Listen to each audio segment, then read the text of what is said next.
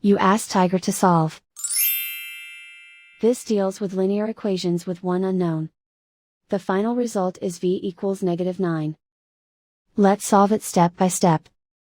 Group all v terms on the left side of the equation. Add 8v to both sides. Group like terms. Simplify the arithmetic. Group like terms. Simplify the arithmetic. Group all constants on the right side of the equation.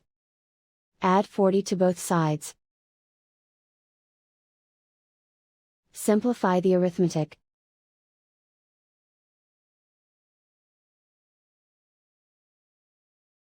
Isolate the v. Divide both sides by -7.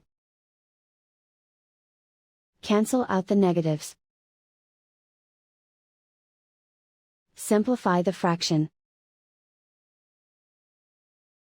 Move the negative sign from the denominator to the numerator. Find the greatest common factor of the numerator and denominator. Factor out and cancel the greatest common factor. And so the final result is v equals -9.